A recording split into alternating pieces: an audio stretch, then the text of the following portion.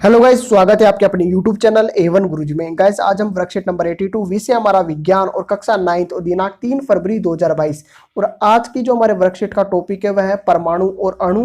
और इस वर्कशीट में हम बात करेंगे परमाणु के बारे में। परमाणु का आकार इतना छोटा और नगण्य होता है जिसे हम देख नहीं सकते। हमारे आसपास के सभी पदार्थ और वस्तु परमाणु से निर्मित होती है, चाहे हम उन्हें देख नहीं सकते, लेकिन हमारे प्रत्येक क्रियाकलाप पर उनका प्रभाव पड़ता है। इतना हम समझेंगे। देखिए परमाणु क्या होता है, परमाणु का आकार क्या होता है, छोटा होता है, नगण्य होता है, जिसे हम आंखों से देख नहीं सकते।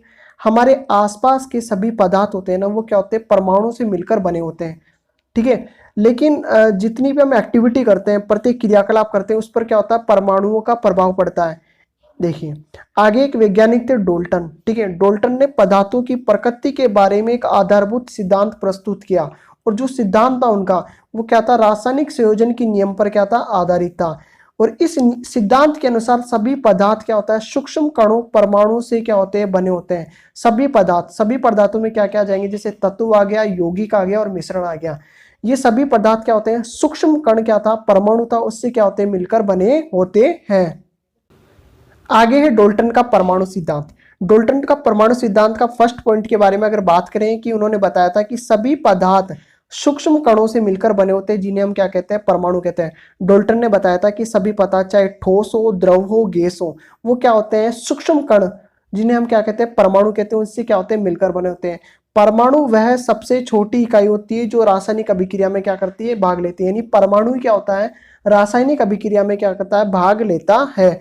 दूसरा पॉइंट है कि परमाणु अविभाज्य सूक्ष्मतम कण, यानी अविभाज्य का मतलब होता है जिसके टुकड़े नहीं कर सकते, और सूक्ष्मतम का मतलब होता है कि सबसे छोटा कण, ठीक है, जो रासायनिक अभिक्रिया में ना तो सर्जित होता है, ना ही क्या होता है, उसका विनाश होता है। परमाणु रासायनिक अभिक्रिया में ना तो उसका निर्माण होगा, ना ही उसका क्या होगा, विनाश होगा। तीसरा पॉइंट हमारा है कि किसी दिए गए तत्व और यौगिक के परमाणुओं का आकार, द्रव्यमान और रासायनिक गुणधर्म सदा एक समान होते हैं। यानी कोई भी एक तत्व है, ठीक है, उसके सारे गुणधर्म क्या होंगे, समान होंगे। आगे चौथा पॉइंट हमारा है कि भिन्न भिन्न तत्वों के परमाणु के द्रव्यमान और रासायनिक गुणधर्म क्या होते हैं, भिन्न भिन्न होते हैं। देखो एक तत्व के रासायनिक गुणधर्म, ठीक है, द्रव्यमान, आकार सभी क्या होंगे, समान होंगे, और अलग अलग क्या होंगे, ठीक है, परमाणु होंगे या तत्व होंगे, उनके क्या होंगे, जो रासायनिक गुणधर्म भी क्या होंगे, अलग अलग होंगे। भिन्न भिन्न तत्वों के परमाणु के द्रव्यमान और रासायनिक गुणधर्म भी क्या होते हैं, भिन्न भिन्न होते हैं। पांचवा पॉइंट हमारा है कि अलग अलग तत्वों के परमाणु एक पूर्ण संख्या के निश्चित अनुपात से मिलकर क्या बनाते हैं, यौगिक बनाते हैं। यानी क्या होते हैं, अलग अलग जो तत्वों के परमाणु होते हैं, जैसे हाइड्रोजन का H है, ठीक है, ऑक्सीजन का क्या है, O है, तो दोनों मिलकर क्या बना रहे हैं, H2O बना रहे हैं, ठीक है। तो ये क्या हो जाएगा, निश्चित अनुपात में मिलकर क्या बनाते हैं, यौगिक बनाते हैं। छठा पॉइंट हमारा है कि किसी भी यौगिक में परमाणु की सापेक्ष संख्या और प्रकार क्या होता है, निश्चित होता है। यानी उनकी जो संख्या है और उनका जो आकार है वो क्या होगा, हमेशा निश्चित होगा। हमारा फर्स्ट है, फर्स्ट में हमारा क्वेश्चन नंबर ए है कि सभी पदार्थ सूक्ष्म कणों डैश से बने होते हैं। तो सभी पदार्थ सूक्ष्म कण परमाणुओं से बने होते हैं। क्वेश्चन नंबर बी है हमारा कि परमाणु वह सबसे छोटी इकाई है जो डैश अभिक्रियाओं में भाग लेती है। तो परमाणु वह सबसे छोटी इकाई है जो रासायनिक अभिक्रियाओं में क्या करती है, भाग लेती है। क्वेश्चन नंबर हमारा सी है कि डोल्टन का परमाणु सिद्धांत डैश के नियमों पर आधारित होता है। तो डियर स्टूडेंट, इसका राइट आंसर होगा रासायनिक संयोजन के नियमों पर क्या होता है, आधारित होता है। क्वेश्चन नंबर डी है कि किसी भी रासायनिक अभिक्रिया में परमाणु न तो डैश होता है, न ही उसका डैश होता है। यानी न ही तो परमाणु क्या होता है, सर्जित होता है, न ही उसका क्या होता है, विनाश होता है। क्वेश्चन नंबर सेकंड हमारा है कि डोल्टन का परमाणु सिद्धांत के किन्हीं तीन मुख्य बिंदुओं का उदाहरण सहित वर्णन करना है, ठीक है। डोल्टन के परमाणु की किन्हीं तीन मुख्य बिंदुओं का उदाहरण सहित वर्णन करना है। तो देखेंगे हम, पहला हमारा बिंदु है कि सभी पदार्थ सूक्ष्म कणों से मिलकर बना होता है, जिन्हें हम परमाणु कहते हैं, और परमाणु में सबसे छोटी इकाई होती है जो रासायनिक अभिक्रिया में क्या करती है, भाग लेती है।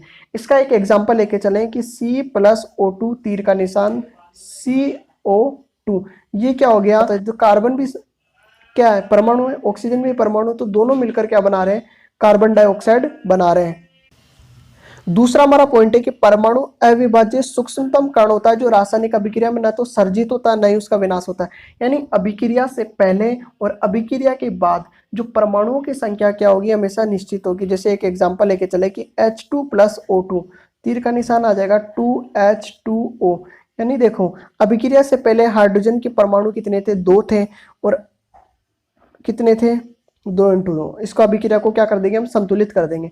अभिक्रिया से पहले हाइड्रोजन के परमाणु की संख्या 4 थी, अभिक्रिया के बाद भी 4 है। ऑक्सीजन के कितने थे, 2 थे अणु, ठीक है, और अभिक्रिया के बाद भी कितने, 2 है। तीसरा हमारा जो पॉइंट है, बिंदु है, उसके बारे में बात करें कि अलग अलग तत्वों के परमाणु एक पूर्ण निश्चित संख्या के अनुपात में मिलकर क्या बनाते हैं, यौगिक बनाते हैं। कैसे, जैसे H2O है, ठीक है, H2O के अंदर हाइड्रोजन के परमाणु की संख्या कितनी है, 2 है, और ऑक्सीजन के परमाणु की संख्या कितनी है, 1 है।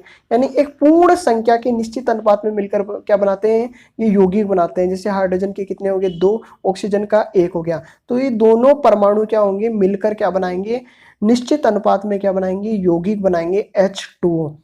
क्वेश्चन नंबर 3 है कि परमाणु किसे कहते हैं। तो देखिए इसको कैसे सॉल्व करेंगे हम, परमाणु किसे कहते हैं। तो डियर स्टूडेंट, इसका राइट आंसर हो जाएगा यहाँ से कि सभी पदार्थ सूक्ष्म कणों से मिलकर बने होते हैं जिन्हें हम परमाणु कहते हैं। परमाणु वह सबसे छोटी इकाई होती है जो रासायनिक अभिक्रिया में भाग लेती है।